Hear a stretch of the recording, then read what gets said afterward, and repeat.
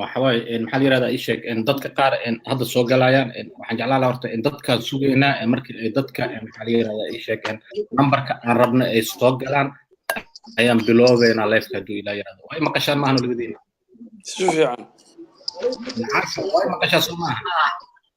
ها واكم مقلا okay gudoomiye deeqa way maqashaa soo maaha Yusuf Ali aad way maqashaa si wanaagsan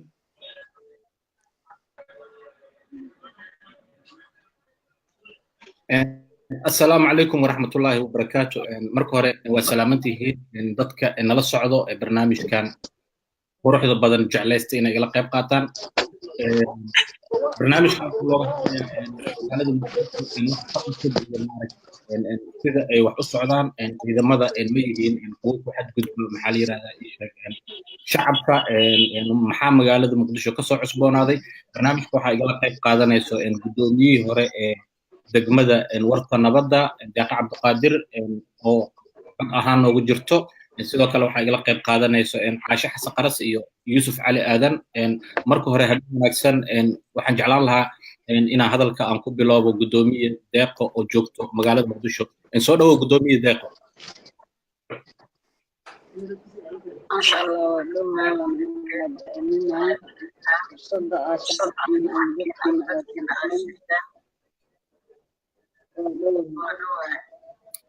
gudoomiye waxaa ka mid tahay dadkii maxaa la yiraahdaa ii sheeg madaxda ka soo noqday ama xilka ka soo qabtay dowladihii ee Soomaaliya soo maray waxaad noqotay gudoomiyihii degmada warta nabadda wax badan waa ka qabatay degmadii markaas aan madaxda ka ahayd maanta magaalada Muqdisho waji noocee ayay leedahay markii ay joogtay iyo hadda maxay ku kala gedisan tahay والله لو وجهي لها وانت اللي او شخصيات ماشي لسه بالله ما انت لو هي حمروين هي حمر ججب يشنغاني يشبس في عبد العزيز انت كلامنا markii dambe la xoreeyay oo gacanta dawladda soo gashay maanta tii waa ka duwan tahay ani ma dhigi kariyo maanta degmo ama gobolka Banaadir gacanta lagu hayaa waa aragtay isbuucan hadda jiro dadka inta la dilo qoriyooda jawaanka lagu ridanayo la hor soconayo miinooyin hadda shalay ilaa iyo cawada jidadka la dhigayo oo dadka lagu qarxinayo fursadaas oo dhan waxaa siisay habaxsanaan ka timid gobolka Banaadir waaye gobolka Banaadir dhaqaalihiisa lagu xisaabtamo amnigiisa iyo waxqabadkiisa iyo sharaftiisa laguma xisaabtamo maxaa canshuur ka soo baxay kartaa leeyahay dadkii amni ma haystaan wadooyinka waa iska xiran aniga afadlayo waa maqashay hore gabar bajaaj ugu dhashay aniga soo qaaday habeen hore gabar jidka ka soo qaado askarta waxay dhaheen maama haddii aan sii deyna xitaa jidka lagu celina gabadha waan wareystay isbitaal umaan geeyey waxaan ugu qabtay xalay iyo cawada waa laba habeen in laba maalmood aan guriga ka soo bixi waayey tiri gudoomiyaha gobolkana waa aragteen basas inta baarlamaanka soo istaajiyey ilaa iyo tiyaatarka wuxuu leeyahay basasaan dadka u keennay marka aniga dhibaatada dadka haysata waxaa kasii daran dadkiidaan degnaayey canshuurtooda lagu xisaabtamayey ognaay gobolada kale kama taliso meel ay tegi karta ma laha xamar xaafad kamid xaafadii kamid ahda xataa dadkii lagu dilaayo lagu qarxina dadka magaaladan degan ee waxgaradka leh aqoon-yahanka leh ee ugaasyada leh ee siyaasiyiinta leh ee xildhibaanada leh ee wasiirada leh ee haweenka leh maxay uga hadli waayeen maxaa haysto haddii adiga oo gobolkaagi u doodahay oo xuquuqdaadi raadinayo lagu xiro sida afhayeenkii oo kale kalaamo badan oo sharaf waaye okay deeqa maadaama afhayeenka aad soo hadal qaaday ma jirtaa afhayeenka in ciidamada dowladda ama ciidamada xasilinta kuwa ay ugu magac dareen in ay intay qabteen qaawiyeen dharka ay ka siibeen oo sawirro ay ka qaadeen warkaas mala xaqiijiyey oo arrin runa ma tahay aniga asaan dhageystay haddaysan jirin xitaa inay dowladda inta hadasha dhahdo anaga dharka ma siibin haddaan ciidamada xasilinta nahay maana xirin inay dhahday ahayd marka waxay caddaynaya maadaama ay beenin weysay inay samaysay caddaynay اوكي وما تنتا ان waxaa qadka in gula jiro in Yusuf Ali Aadan oo leh website-ka in la yiraahdo sir qarsoon in qoraa Soomaaliyeed oo wax qoro broadcaster in qof famous ku ah maxaa la yiraahdaa ii sheeg in Facebook iyo aaladda maaragtay Twitter-ka iyo YouTube-ka in Yusuf waa in u dooday dulmanaha ah maadaama in sida in qoraaladiisa iyo ku cad warbixinada hay'adaha maxaa la yiraahdaa xuquuqda insaanka u dooda ay warbixino badan ka qoreen mar lagu xiray asiga oo jooga wadankii hooyo ama Garowe Yusuf habeen wanaagsan marka hore soo dhawo habeen wanaagsan walaalkay aad baa u mahadsan tahay haddii aan guda galo barnaamijka oo maaragtay aan ka hadlo waxa waa horta dhibaatada ugu weyn oo ina haysata waxa uu dalka Soomaaliya ama dadka Soomaaliyeed haysata waxa weeyaan meeshii loo carari lahaa ayaa la dadkii ka cararayaan oo ka cabsi qabaanin meeshii loo cararaa adduunyada waxa weeyaan booliiska askarta iyo wixii la midka oo dadku u wacdaaneen waxa weeyaan ugu wacdaaneen amnigooda si u sugaan laakiin dalkeena waxa weeyaan askarta waa laga cararaya walaalka dhibaatada jirtaana waxa ugu wacan aniga saan isleeyahay waxa weeye disciplinkooda oo waxa waaye ma ahan askarta Soomaaliyeed kuwa tababar u haysta ama khibrad u leh waxa ay sameynayaan ma ahan waa nin qori soo qaatay Mooriyaan tuugo hore u ahaan jiray nin maaragtay jidka laga soo qabtay adeero lagu keenay mid maaragtay tuulo laga soo kaxayo lagu keenay maaragtay in adeero iyo wixii la midka bodyguard looga dhigtay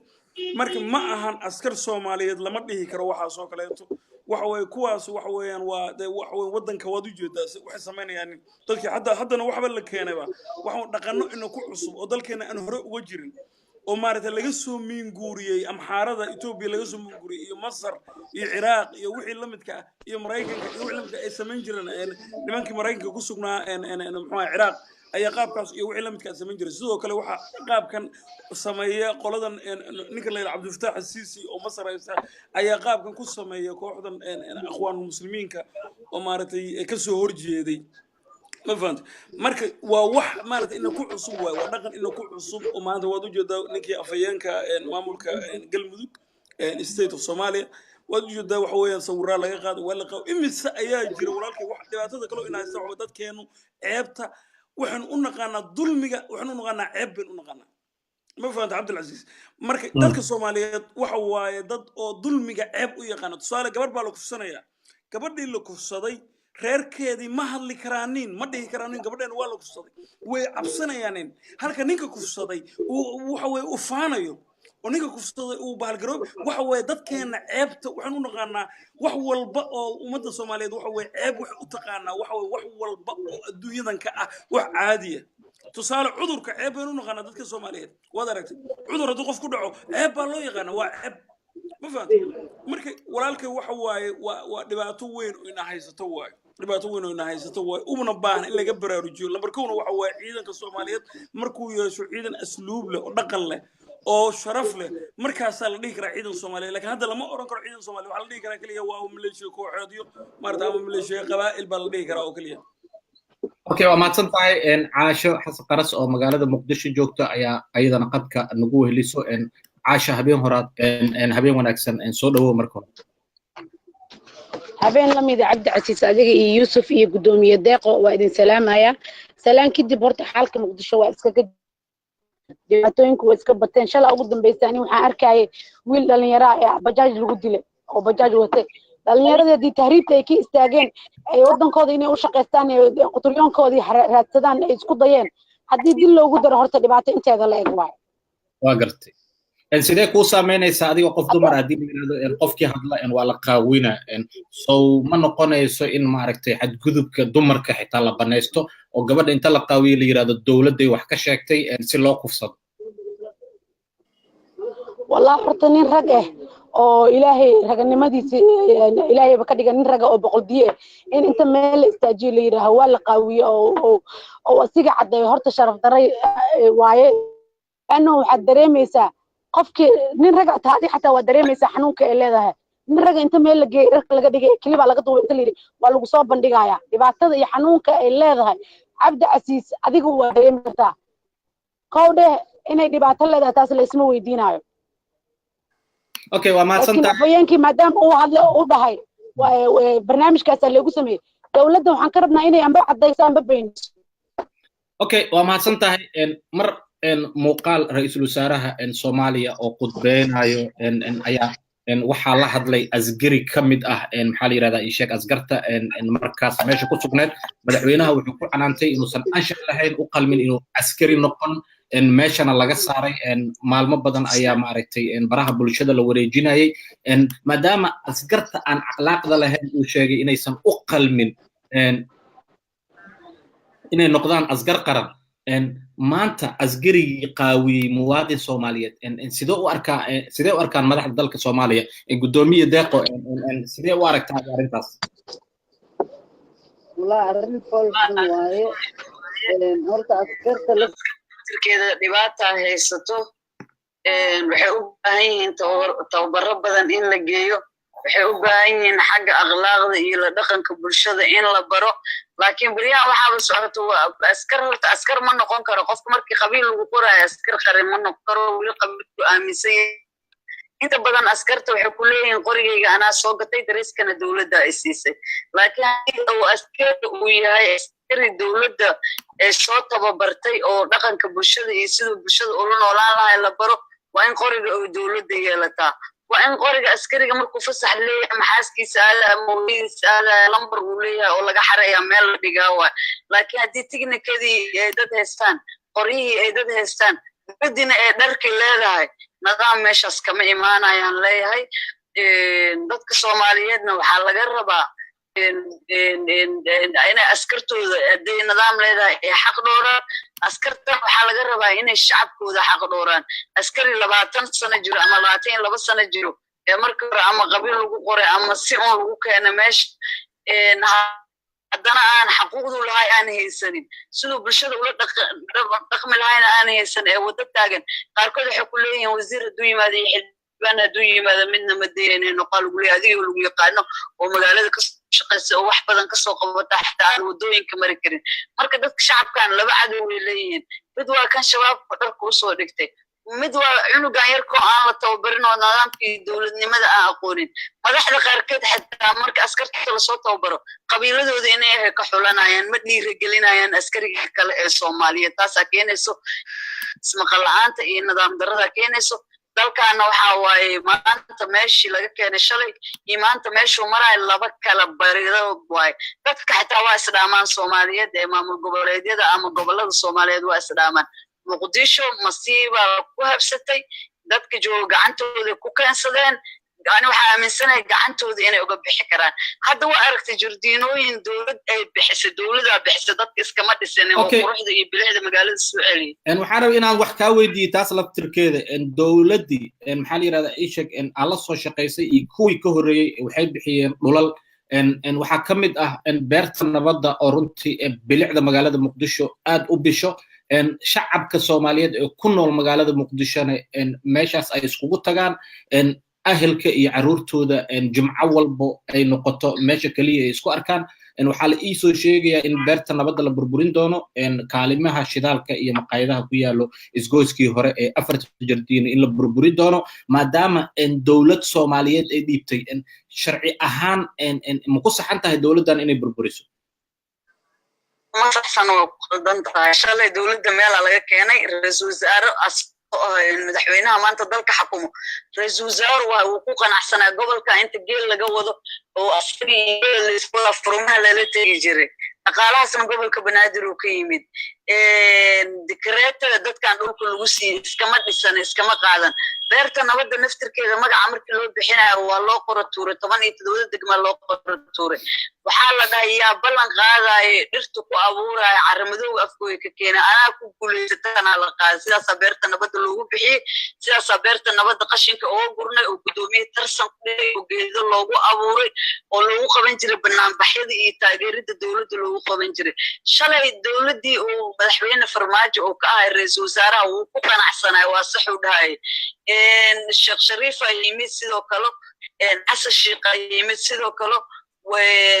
waxay madaxweyne bixiyay waxba kama jiraan hadii la dhaho madaxweyne Farmaajo wuxuu hadda bixinayaa in biri ka dambe wax kama jiro dhaha inta kale waxa ayaan daraa in ku darsada rabaa in la dhaho hal sano iyo hal sano ka hor cadaaladna ma jirin dowladnimana hal sano iyo bar dowladnimana ma jirin cadaaladna ma jirto tan cadaalad maaha dowladna ma jirto waaye gudoomiye deeqo beerta nabadda ma ahan markii ugu horreysay oo laga hadlo maayar taabid xilligii uu joogay ayaa la isku qabsaday lacagta lagu galayo in qiimo dhimis lagu sameeyo dood dheer kadib waxaa maleynaha 15 maalin ilaa 11 maalin ma xasuusan karo in la eg ayay xirneed kadib dowladda waxay go'aan ku gaartay sideeda in loo daayo muxuu yahay marka hadda waxa soo cusboonaaday ma dowladda ayaa rabto in ay dadka tusiso inay wax qaban karto ma ganacsiga iyo dhaqdhaqaaqa magaalada muqdisho arrin lagula dagaalamayo waaye maadaama qalbigii Soomaaliya caasimadii aad ku sugan tahay waxyaabo badan oo annaga aanan ogeyn aad og tahay sidee u aragtaa arrintan gudoomiye deeqo adiga oo aragti fog iyo ma aragtay xaqiiqda ka hadlayo horta muhiimadda waxay tahay dowladda federaalka waa Soomaali dhan inay xukunto inay aaminto waaye culayska iyo dilka iyo dhibka muqdisho haysaa iyo boobka sababtoo magaalada haddii hadlaya madaxda ku leeyahay magaalada muqdisho ma yeelayno war magaalada muqdisho ma xukuntid raas caseer iyo Kamboniya xukunta ilaaha madaxda ka dhigay waqtigiina hesheen bilicda magaaladana haddii ay wax ka qabanayaan ama dhulkii dowladda soo bixinayna shalay dadkan shacabka masaakiinta dowladda siisay haddii xitaa laga duminayo in qarashka inta ka gala loo celiyo oo laga dumiyo way noqon kartaa laakiin maxaa horta guri la dumiyaa isgoyska bakaaraha dadka lagu leena qarax ka dhacay ka banaadir ka dhacay wabariyo ka dhacay jidka dadka inta lagu dilaa la duubaa video la duubaa nimanka cadowga soo bandhigayaan bal nin laba askari inta ku dila 4 jardiino qorigoodina jawaan ku ritay haddana video soo duubay oo bandhigaya dadka niyadjabay u tahay xataa dadka shacabka ma isku kalsoonaan karaan ma sheegi karaan waxaa dhihi lahaa aniga dowladda federaalka horta bal amniga usoo celiya magaalada amni ka dhiga canshuurtaa qaadateen oo magaaladan muqdisho laga qaaday ugu shaqeeya dadka xaqa u leh aa ka qaadeen Soomaaliyeed amni ha helaan wadooyinka dadka jidadka ku dhalaya ha loo furo dadka bajaajka wato masaakiinta oo dhalinyarada waalidkood ay tahriibka ka celiyeen ee ugu talagaleen inay caasimadda ka shaqeystaan oo dhalinyarada cidda rabaan ha aadan waa Soomaali ee la dilay dadka dilay sharciga ha la horkeenay hal okay waa mahadsantahay gudoomiye waa mahadsantahay gudoomiye waa kugu soo noqonaynaa Yusuf Cali Aadan waa maqlaysaa gudoomiye deeqo beerta nabadda waxay kamid tahay bilicda magaalada muqdisho meesha kaliya ay dadka reer muqdisho iskugu yimaadaan malaayiin waalidiin oo aan haysan meel ay caruurta ku ciyaarsiiyaan jumco walba u tagaan laba ayaa maxaa la yiraahdaa isku balansado see u aragtaa waalidiina marka la yiraahdo ma dhaqaalihii muqdisho lala dagaalamaya mase bilic la rabaa in la soo celiyo maadaama beerta nabadda ay bilic u taagan tahay walaalkay waxa waaye beerta nabadda dowladdii hore oo Soomaaliya oo tan ka horreysay baa bixisay gudoomiye deeqona hadda sida sheegayso waxa waaye dowlad walbaaba markii kooxdii timaadaaba hadday tiraahdo tii kale ka horreysay wixii ay samaysay ma soconayaanin dhibkeeda ay leedahay meesha waxa way dowladnimo markaas ma jirto cid lagu kalsoonaadaana waxa way dadka Soomaaliyeedna kalsooni markaas lama helayo nin walba maanta buufis iyo wax ku dhacaya iyo shaki baa galaya marka waxa way dowladnimadu wax ku jirtaa dowlad walbaaba meeshii ay joogtay markaas tan kale oo timaada waa inay meeshii ka sare qaada ma ahane inay dib u noqoto ma aha walaalkii marka bilicda magaalada muqdisho iyo quruxda magaalada muqdisho iyo wixii dhisay magaalada in lagu soo dib loogu soo noqda kunta anu nasiib darano arka waxa way nasiib darano arka waayo waxa waaye magaaladii hadiiba bilicdeedii la leeyahay maanta lagu soo noqonayo meeshii dowladdii hore bixisay ama meeshii dowladdii hore waxay samaysay tusaale meel yar dowladdii hore samaysay dukaan yar ay furtay dukaanka yar dowladdii hore furtay waxa la leeyahay dukaankan ma furnaanayo waa la xilay anaga martay waa banideena marka waxaas dadtaas waa shuqul mooriyaan waay ma aha dowladnimo ma aha walaalkii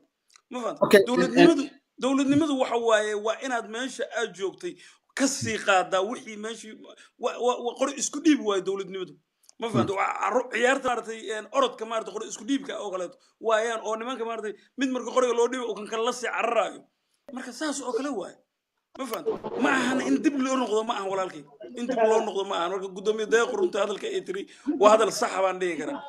tan labaad oo aan ku darsanayo waxa weeye tan askarta Soomaalida oo ay gudoomiyuhu sheegtay sida iga horreysay sidoo kale ay sheegtay oo lagu qoray qabiilka waa runteed hadda madaxtooyada Soomaaliya askartooda joogta kuwii shalay joogay ma aha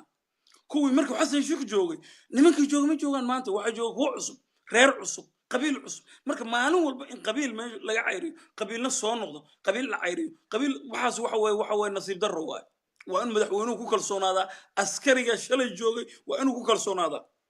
ma fahanta taasay ku shaqaynaysaa dowladnimadu okay gudoomiye dako dadka magaalada muqdisho waxay leeyihiin dowladda waxa cadow ku ah dadka qurba joogta ah ayaga ayaa rabay in ay dumiyaan dowladnimada ka soo horjeedo dadka nabad bay haystaan nolol baa loo tilaabsaday cadaalada timid see u aragtaa arrintaas maadaama magaalada muqdisho aad joogto horta qurba jooga dumiyadana ayaga isburinaayo madaxweynaha qurba joog waa ra'iisul wasaaraha qurba joog waa gudoomiyaha gobolka qurba joog waa golaha wasiirada inta badan qurba joog waa xitaa gobolka degmooyinka qurba jooga marka hadday dhahaan qurba jooga duminaayo intana ay ka dhahaan qurba jooga dhisaayo warkooda isburinayaan dhihi lahay dalkan wuxuu u baahan yahay cadaalad iyo u baahan yahay uma baahno kooxaysi iyo qabiil iyo nin jeclaysi waxba laguma qaban karo maanta maalinay ka xun tahayna Soomaaliya kuma marin waa ogtihiin ninkii qalbi dhagaxoo la dhoofiya hadda waa tas waa la keenay waa lagu ceeboobay maalin kasta in la dhaho qofaa la xiraa iyo qofaa la dilaa iyo qofaa la qasbaa ayaan daro waaye madaxweyne farmaajo shalay markuu xasan sheekh joogay wuu qaylinayo cadaaladdan soo celinaa jidli ima xiraayo haddaan wax qaban waayo baabuuraa gadaal layga saaraa hebeloo baan qabanaa hal maalin xasan sheekh inta askar u diray ma dhihin burinaa marka dadkan xoog laguma haysan karo waqtigana waa gabagabo okay yusuf cali aadan gudoomiyaha waa maqlaysaa magaalada muqdisho ku sugan tahay waxay sheegtay wax muuqdo inaysan dowladda qabanin waqtigana uu gabagaba yahay dadka Soomaaliyeedna waxay codkooda siiyeen taageereen dowladda hadda jirto si aan kala go' lahayn Soomaali meel walbay joogto maxaa caqabad ku noqda dowladdan oo fursadda Ilaahay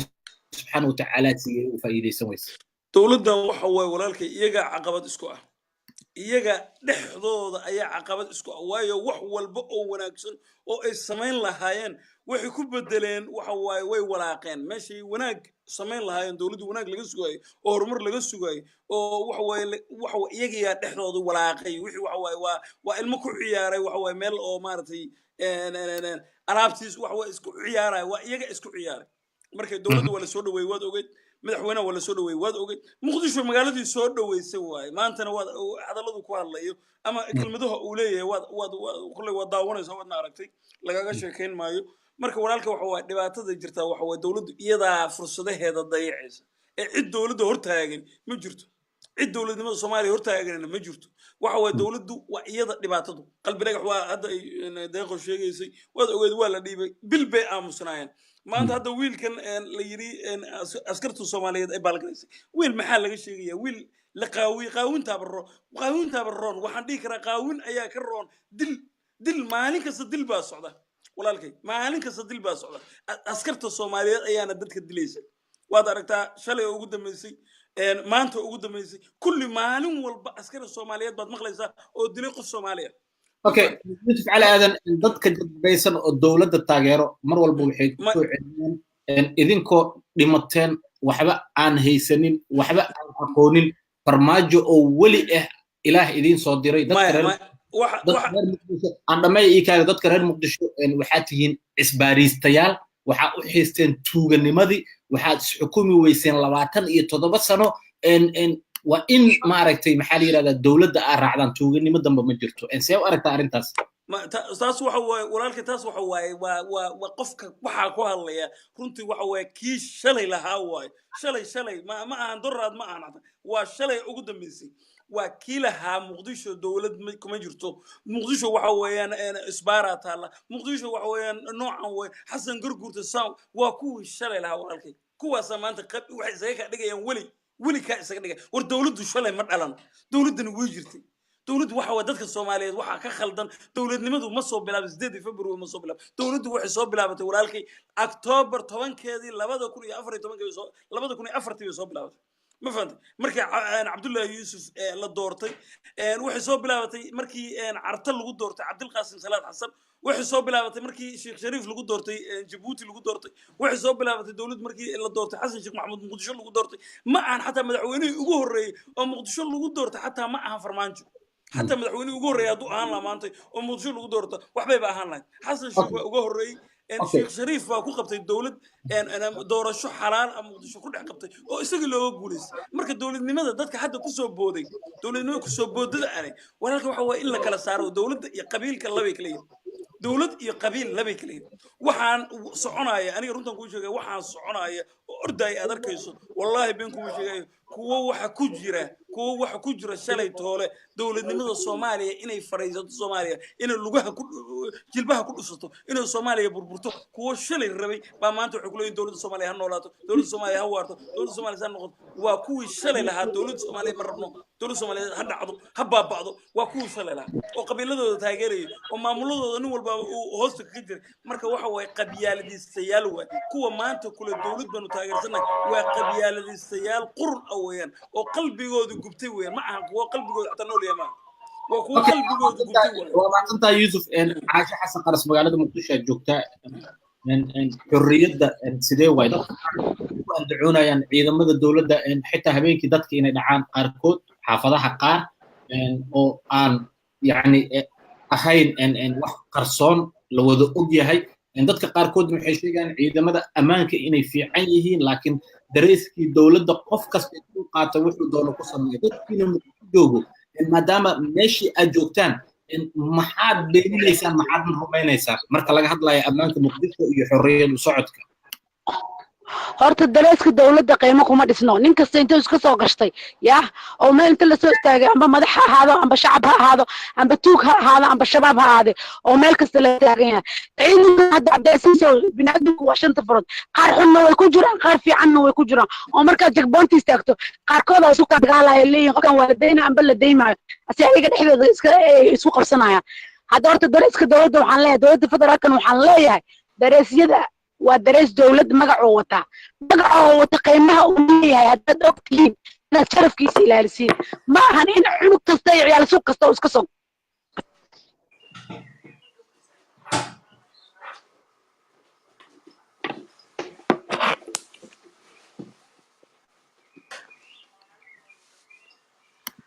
عملنا عاشق قليه messenger ka soo wacayo gudoomiye deeqa u gudba gudoomiye deeqa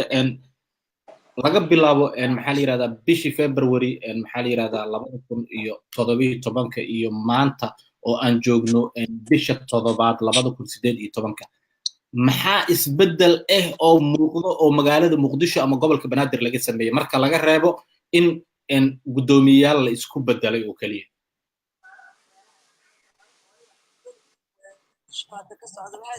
gudoomiye waxaan jeclaan lahaa maxaa la yiraahdaa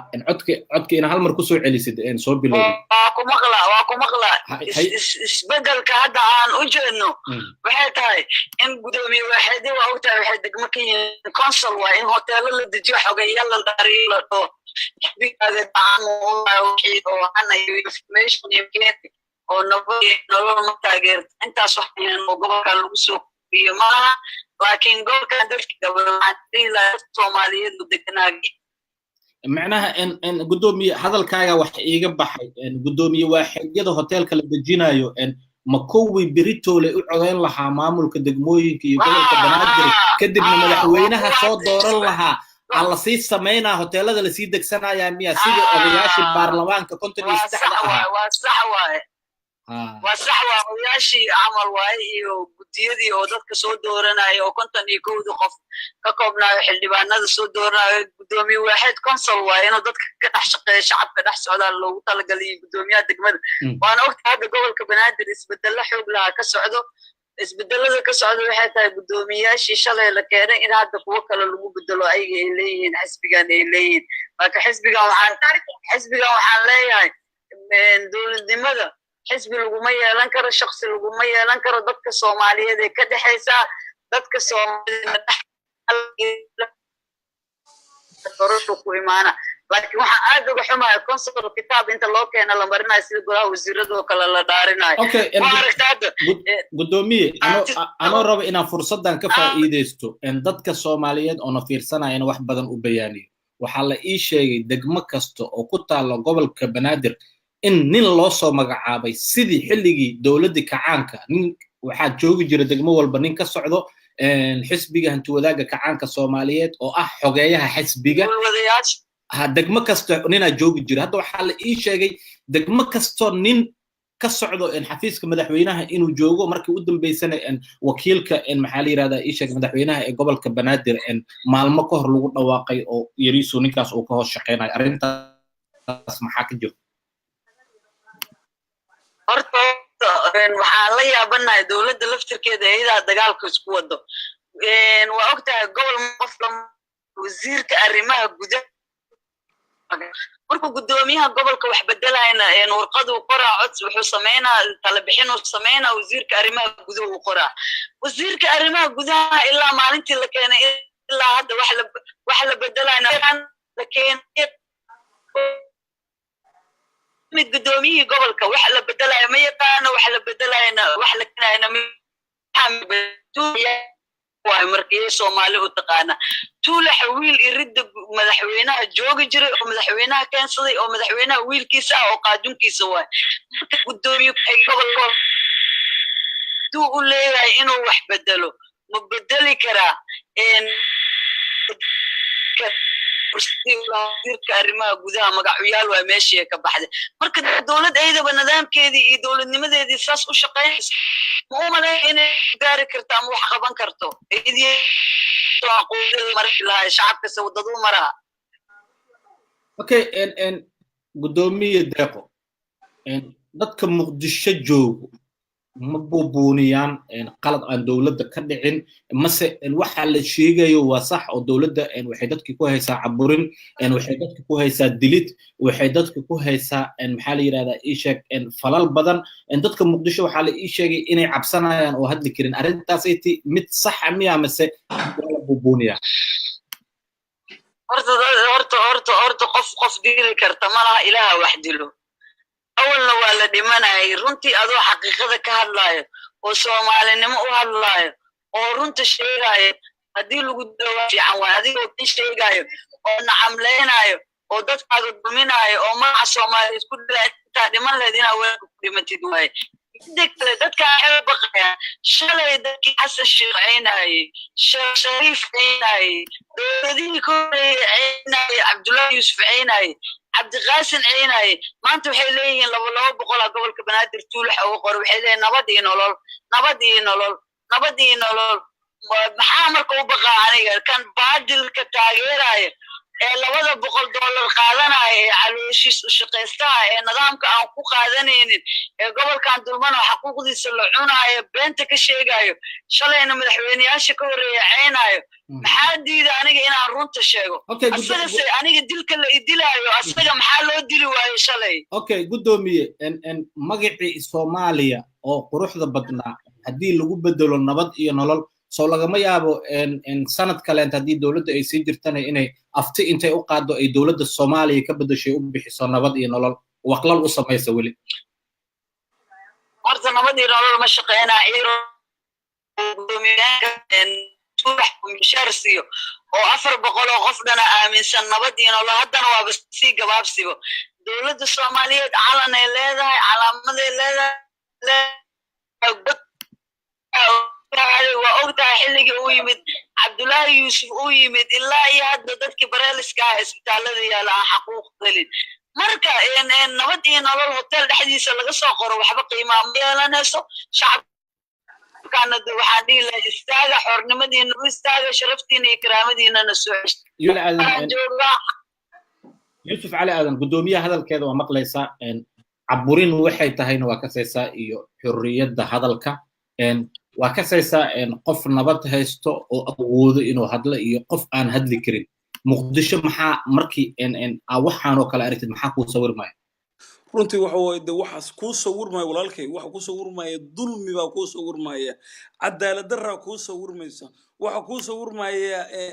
muxuu ahaye maafiyo koox maaragtay maafiya baa kuu sawirmaysa oo burcada oo ummadda rabta inay xoog ku qabsato ummadda rabta inay kaligii taliye ku noqoto war kaligii taliye meeshan loogama baan Soomaaliya xilligan kaligii taliye uma baana walaalkay xilligan waxay u baahannahay dawlad dimuqraasi dadka Soomaaliyeed waxay u dagaalameen intaas sanadood oo dhexdooda u heshiin waayeen waxay ahayd war yaan la isgumaysan yaan la isbaalgaray war yaan cidna cid caburintu waa gumaysi ma fahant marka magaalada Muqdisho dadkeedu runtii waa dad dawladnimada jecel dad badan oo Soomaaliya waxay dhigi jireen Muqdisho dawladnimada diidan laakiin runta waxa way xaqiiqadu reer Muqdisho inay dadka kaliya oo Soomaali nimadu ka go'an tahay oo doonaya Soomaaliya oo mid ah dadka kaliya oo doonaya wallahi been kuma sheegayo waa reer Muqdisho waa dadka Muqdisho jooga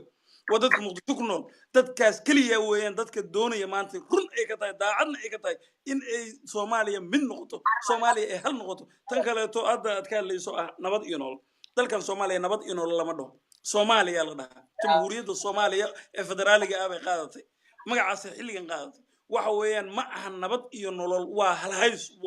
halhayskuna waxa weeyaan haddaanba lagaa helin ka war nabad iyo noloshii aad ku halhaysko ka dhigatay oo aad doorashada ku gashay haddaanba lagaa helin ka war walaalkayo haddaysan online ka war nabad iyo noloshu aawi matan maalin walba bajaajleyda la dilaya matan dadka la caburinaya matan Ethiopia dadka loo dhoofinaya matan waxa weeyaan oo qofka Soomaaliga argaxiso lagu sheegaya ma waxa weeyaan xaqdirka Soomaaliya leeyahay argaxiso matan waxa weeyaan wiilasha bajaajka maalin walba la tooganaya matan fiidiyoga la duubaya maalin walba fiidiyo la duubaya matan dadka ganacsiga iyo horumarka sameynaya dadka magaalada Muqdisho laga burburinayo la baabi'inaya xagee nabad iyo noloshu teeway noloshu sheegaysa nabad iyo noloshu waa tee nabad iyo nolol kelmad fiican bay ahayd runtii oo qurux badan laakiin waxa ku xaaray oo waxa way wasakheeyay oo waxa weeyaan u soo qaatay burush waxa weeyaan wasakh leh u soo qaatay kooxdan maafiyada ah kooxdan qaawis laan la baxday kooxdan waxa weeyaan dalka iyo dadka raba inay burburiyaan koox aan doonayn waa dawladnimo Soomaaliya doonayn horumar Soomaaliyeedna doonayn dawlad Soomaaliyana walaalkay ma soo bilaaban maanta ninka shalay caayay madaxweynihii horeeto oo shalay madaxweynihii horeeto aan xushmad u haynin oo maanta kule madaxweynahan xushmad haya waa qabyaaladiisa qabiil ku taageeraya wax ma aan qof Soomaaliyada ku go'antay adiga Cabdilcaziz ah waxaad ka mid ahay dadka ka soo horjeeda Xasan Sheekh Maxamuud maalin walba waa dhaliili jirtay waxyaabo liishiisa soo qori jirtay haddana reer ahaan marka la fiiriyo isaga la reertay runta fiican ma fahant kuma aadan taageerin qabiil kuma aadan taageerin kuma baalgareyn wixii khaladkiisa waa sheegaysi wax wal haddii la maago xataa qof aad u soo galayso luuq ma jiro maanta waxa jooga walaalkay kuwa luuq intay ku soo galaan ku caayaya ku baalgareyn intaas kun message baa lagu soo diraya maalintii oo aflagaada maxay yihiin waa qabiil reer baa ka hadalsiinaya ma fahant kuwii hadli jiray oo baalgareyn jiray oo qeylqeylin jiray waxa way dhamaantood siraa laga wada qabtay ninkii ugu dambeeyay hadda nin ana magaciisa aan sheegay waxa la sheegay qaad la siiyay qaadku jecel yahay qaad baa la siiyay video baa laga duubay waxa la yiraahdaa haddaad soo geliso kartoon dameeto ama video dameeto naga hadlaya ogow waa ku soo gelinaynaa baa leeyahay qaad iyo khamri baa la isugu daray iyo caleemo baalkiye waxa weeyaan kanada nin oday oo joogo weeyaan shib buu yiri ma hadli karo waxa way dadku saasa rikaato loo gelinay marka rikaato weyn kooxdan waa koox rikaataystayaal waa koox baando weyn tuuga waa baando tuuga waay kuntan ku sheegay waa baando u soo dafacayay kuwa qabiilka ku difaacayana oo reernimada ku difaacaya oo baalka garanay wallahi been kuma sheegayo kuwa qabiilka ku difaacaya waa kuwa ugu liita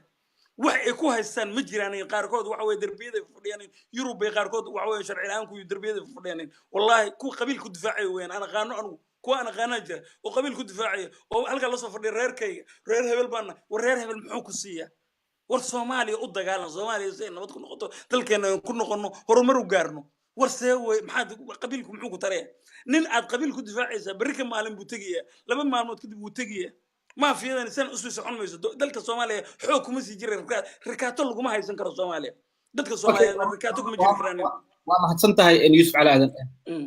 قدومي دقيقة إن شاء الله ما ده كرو إن دولة دان مركي تجابسي إن عبد الرحمن عبد الشكور أو سياسة إيه ما عرفتي مجتمع نحن هذا مقعي أود كله عبد القيب ديد أو سنتر إنه حي أقادين إن شعب كإن السد إيران أي كيران كران taasna ay sabab u tahay baarlamaanka oo aan sharci adag ka keenin dadkii qaladaadka galay oo aan la ciqaabin soo ma dhihi karna marka ratiga weyn meeshuu maro kan yarna wuu maraayo falkii madaxweynaha iyo ra'iisul wasaaraha ay sameeyeen ciyaalka yaryarna ayagay ka barteenoo taasay daba joogtaa horta waxaan rabaa inaan ka hadlo baarlamaanka waxaa ka qaldan laftidan shacab soo dhaartay shacabka la dulminayna waa u jeedaan waxaan daraa inta shanku waqti biyo ciida in la dhahay laftirkooda ayaan dara ah haddii cabdi la tijaabiye iyo haddii la tijaabiyo cabdiraxmaan cabdishakuur kolley dadkan waa la ogaaday waxa ay yihiin waa la soo taabtay laakiin iskuma xirna shacabka iyo shakhsiyaad waaye shacabka ayagaa la rabaa inay inta kacaan dhahaan culeyskaan ma qaadi karno meeshaan waa u jeednaa nidaamka lagu dhaqmaayo dowladda meeshay maraysta waa u jeednaa ama afgoodaad ama afkaaga qabso qofaan ka yeeleen ma inay bannaan baxaan canshuurtooda diidaan ayagaa laga reebay okay maadaama guddoomiye aad soo noqotay shuruucdan aad wax ka taqaanid ma fududahay shacabka in ay bannaan baxaan si nabad ah way fududahay shalay farmaajo markii la keenayay ayagaa u bannaan baxeen oo xabadaha isku dhigayeen oo qayliyeen oo meel kasta u taagnaayeen maxaa diidan maanta haddii culays in la saaray aniga waxaa ka mid ahay dadkii markii uu kheyra imaanaya u taagnaaya meesha oo soo dhaweynaya ka mid ahay haddii aniga soo dhaweyntaan soo dhaweynaya shacabkii oo ka tirsanaya oo dadkayga ahay oo deegaankayga deganaya xumaan loogu bedelay aniga runtaa sheegaa waana ka hadlaa sidee lagu bannaan baxaa marka yaa qaban qaadinaya wacaynayeen hoteeladay u fadhiyeen fiiri sheekh shariif hoteeladay fadhiyeen wacaynayeen waxay dhahayeen odayaasha beelaha hawiyaanay dhahayeen axmed diiriyaa ka dhin xaad waa nool yahawe muxuu u hadli waaye kooxda xasan sheekh saas iyo saas waaye maxaa maanta diiday marka in la hadlo ya waxaa diiday dadkii waa kala safteen dadkii magaaladan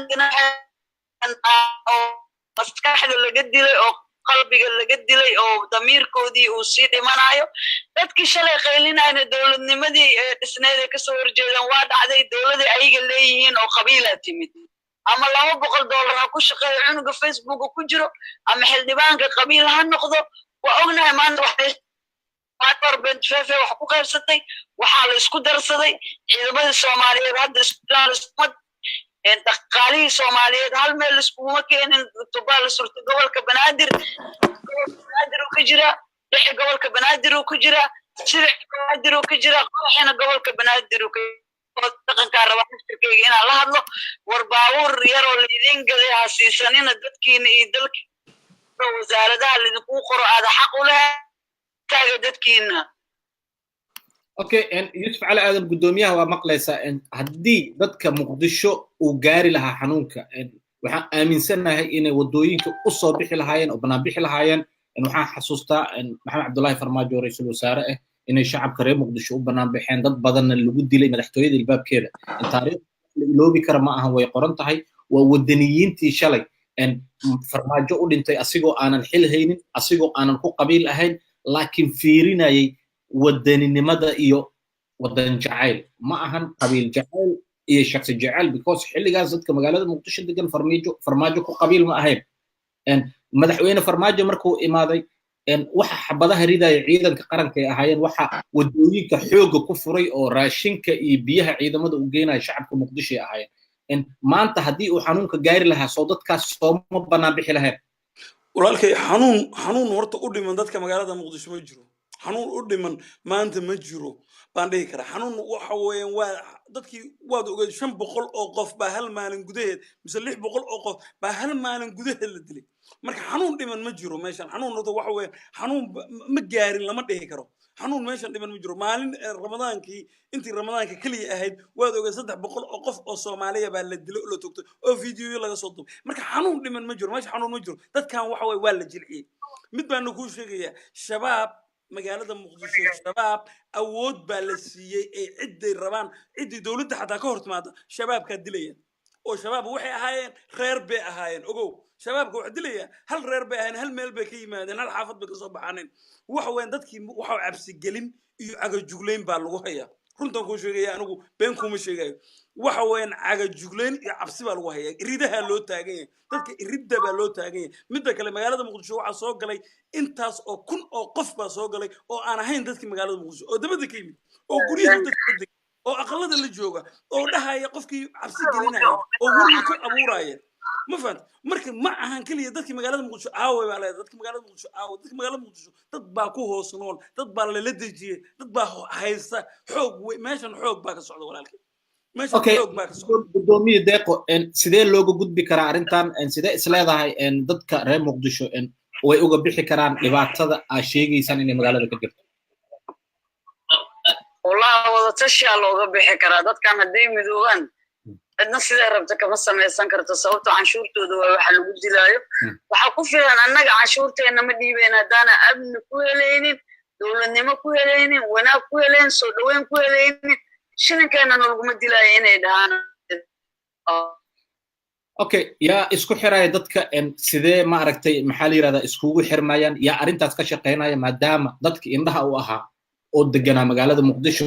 dawladda ay ka bixiso hoteelada oo ayaga ay taagan yihiin dhimashadii xataa discountiya noola sameeyay dawladdan waa dawlad barakaysan waa dawladda ugu horeysay oo cadaalad harato waa dawladda ugu horeysay oo arrimaha dibadda iyo gudaha iyo hoteelada iyo jeebabka iyo mushaar bixinta kala socodsiisay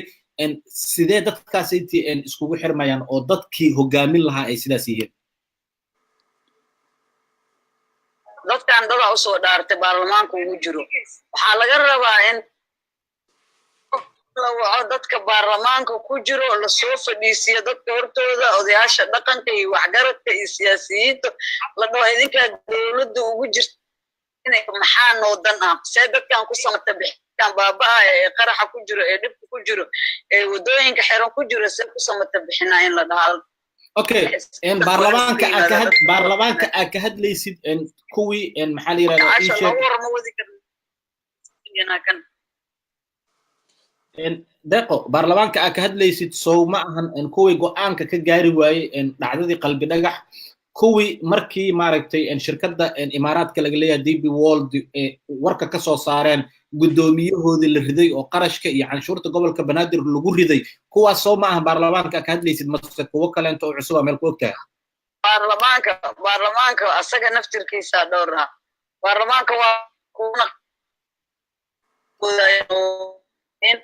kuwana waa ka soo horjeedeen sida ubax taaliil oo kale iyo koox lamid ah goox barre oo u jeed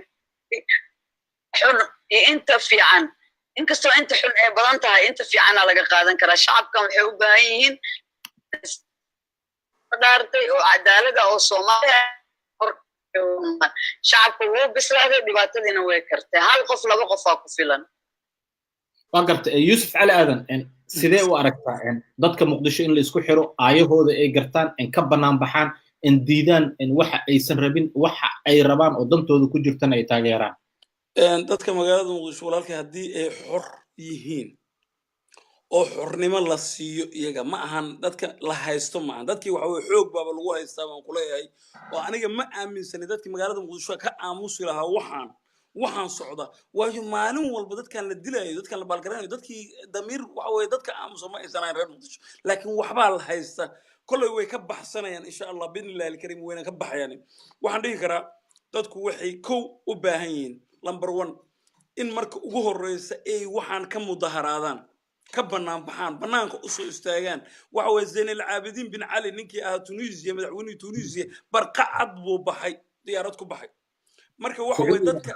dadka waxa weyn uma baahna dictator kaliya taliyo uma baahna dadku wuxuu u baahan inay banaanka yimaadaan yiraahdaan war waxaan ma yeelin kooxihii ka horeeyay farmaanjo oo sidan oo kale dadka caburinta ku waday oo ahaa nimankii ahaa hogaamiye kooxeedii waad ogay maalin cad baa dadka magaalada Muqdisho saareen dadkii oo isku duuban baa maalin cad saaray oo yiri war naga baxa idin ma rabno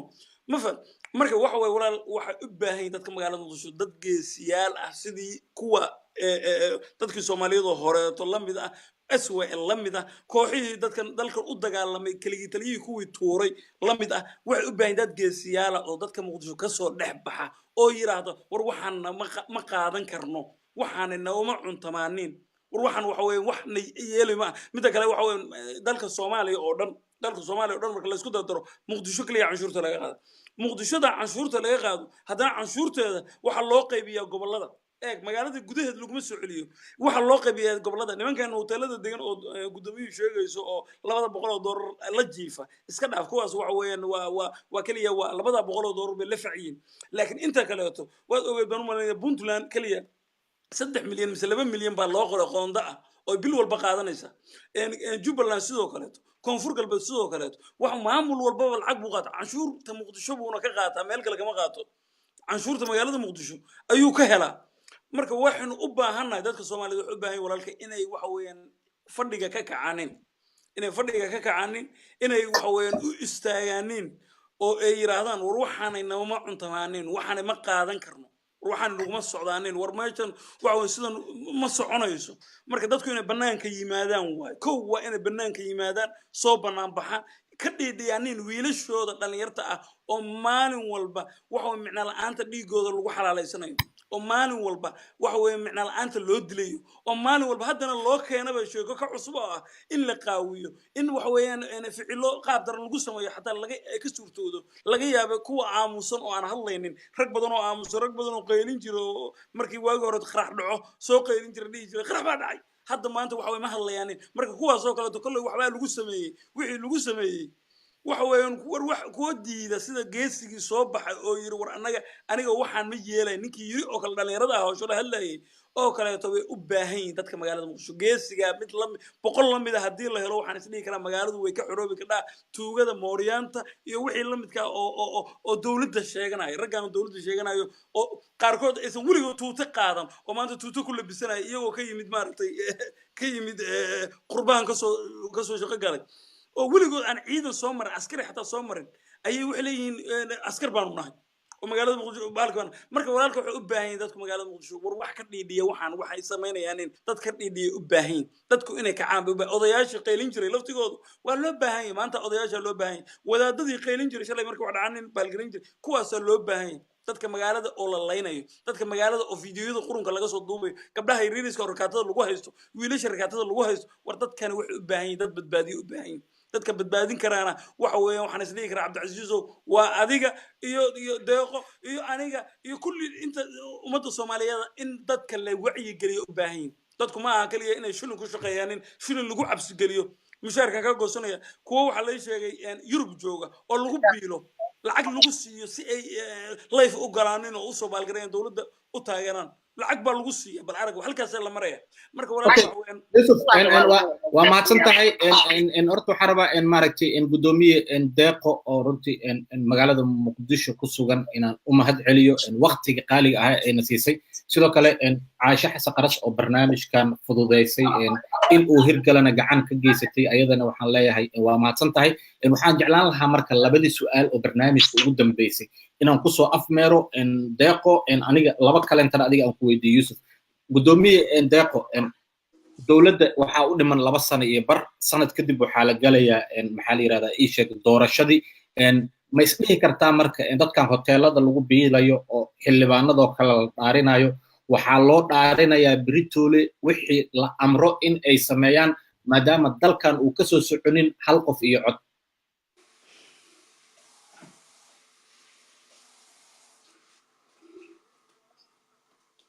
gudoomiye waxaan u maleynaa gudoomiyaha qadka ka go'ay Yusuf haye waxaan u maleynaa waa soo gabagabeynayna marka waxa laga yaabaa gudoomiyaha boqolkiiba walaalka horta doorashada tan hadda ka hadlaysay doorasho waxa weeye doorasho waxa la heli karaa markii la helo sinaanba ma imaan horumar lama sameyn war dawladdu meeshii ay ka shalay 2 sano waxay ugu buuxsantay magaalada muqdisho dhinac ugama dhaqaaqin afgooyo u dhow balcada u dhow xataa ma isan gaarin marka walaalka waxa weeye doorasho horta waxa weeye doorasho waxaan sugaynaa mid kaleeto waxa weeye doorashada meedan sugi doonaa kooxdan doorasho ma soo wado una malayn maayo inay kursiga kaga kacayaan doorasho iyo wixii la mid u malayn maayo inay kaga kacayaan runtan ku sheegayay kooxdani waxay kursiga uga kacayaan ceeb oo kaliya uga tageen kursiga ugama tagayaan si sharaf leh inay kursiga ku wareejiyaan xataa laga ma yaabo waa gartay waxaad ka hadlaysaa adigu doorasho in la gaaro iyo wixii la mid doorasho iska dhaafay kursiga in laga kiciyo ayaanba suurtagal ahaynba ma fahanto marka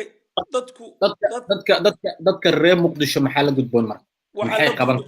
dadka muqdisho waxaa la gudbaan inay iska dulqaadaan waxaan waxa weeyaan heeryadan inay iska dulqaadaan baa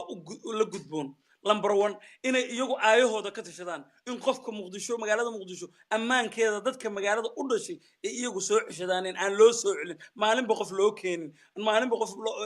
maaragtay mid waxa weeyaan weligiis aan muqdisho arkin xataa qaarkood kuwa aan weligood muqdisho arkin baa maanta waxa weeyaan jagooyinkii ugu sarsareeyay magaalada loo dhidhiibaya oo loo baalgaranay marka dadka magaalada muqdisho inay horta kow iyagu magaaladooda maamushaan puntland dadka degan baa maamusha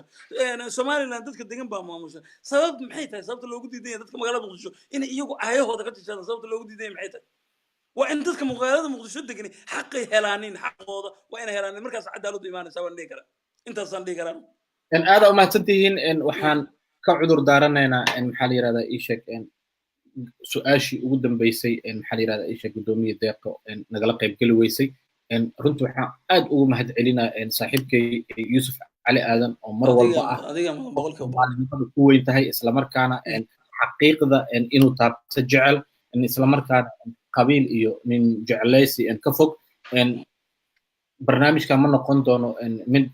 kan ku ego kaleentole waxaa barnaamijka fududeysay oo gacan ka geysatay qabsoomidiisa walaashay maxaa la yirahdaa caasho xasan qaras caasho waxay ku dadaashay caawa barnaamijkan inuu qabsoomo sida shaashada idinkaga muuqatana waa ku xusay marar badan inay maaragtay ka dambeysay barnaamijkan maxaa la yirahdaa ii sheeg inuu qabsoomo waxaan rabaa caasho inaan iraahdo aada u mahadsan tahay 100% sidoo kale waxaan rabaa inaan u mahad celiyo walaalkay Yusuf Cali Aadan oo runtii waqtigiisa geliyo mar walba inuu maaragtay dadka reer muqdisho ama dadka Soomaaliyeed garab istaago waa Cabdicasiis Maxamuud Kulmiye oo idin leh habeen wanaagsan barnaamijkan kan lamida inta aan ku kulmi doono waxaan idin leenahay amaano Allah fariintan waa inay gaartaa dadka ay qusayso reer muqdisho waa in ay ogaadaan maxaa qalad maxaa sax ah waxaan ka cudur daaranaa inaan sida badan waqtiyaala aan idin helin mararka qaarkood laakiin waxaan isku dayaa hadduu ilaahay subxaanahu watacaala raali ka noqdo inaan waqtiyaalo badan aan idin helo waqti badan aan wadaagno insha allah bilkariim waxaan idin leeyahay nooli kulanta amaano allah ismaqal dambo waxaan idin rajeynaa nolol caafimaad leh geesinimo leh waxqabad leh habeen wanaagsan waa mahadsantihiin sida ii daawateen iyo waqtigiina qaaliga ah sida ii siiseen